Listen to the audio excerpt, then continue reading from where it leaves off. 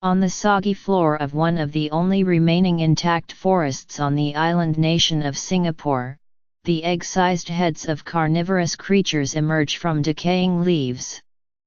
They appear to be belching, or singing, or screaming out the catchphrase of their cousin in Hollywood, "Feed me Seymour."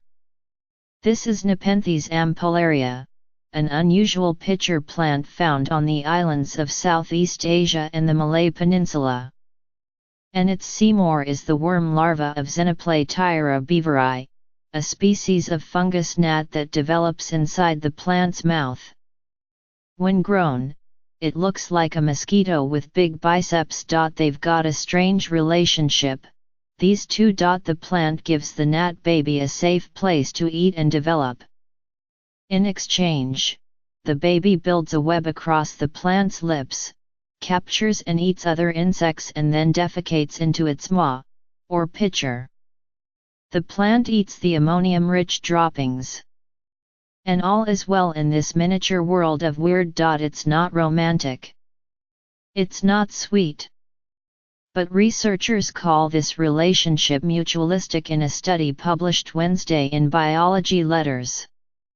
Their findings, based on laboratory experiments that simulated this insect-plant interaction in the wild, suggest that cohabitation may have its benefits for these two obscure organisms.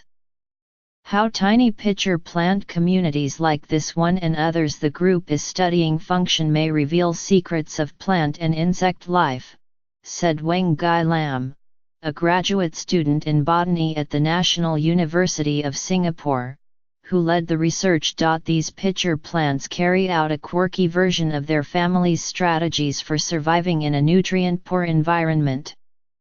The alien mouths of pitcher plants are really just modified leaves shaped like fairy pottery and connected by a vine that can climb dozens of feet into the forest canopy. The pitchers collect rainwater and juices the plant secretes. Animals, mostly insects, and the occasional crab or frog, find shelter and grow up inside this wet mouth. But others get trapped and die there. Their proteins, once broken down, provide nutrients like nitrogen and phosphorus deficient in the soil. Most species of pitcher plants lure prey into acid-filled pitchers with nectar-coated lips. The prey falls in, drowns and dissolves on contact. But N. ampullaria is different.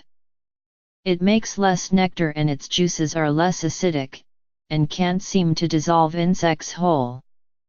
Instead, it consumes fallen leaves and depends more on its inhabitants to break down its prey. That's where X. beaveri comes in.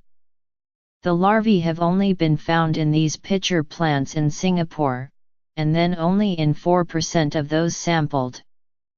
Though rare, they provide a significant service to a plant that can contain dozens of pitchers. Mosquitoes and flies, which also develop inside the pitcher's fluid, get trapped in X. beaveri webs when exiting the plant as adults. It's unclear if others are trapped going in.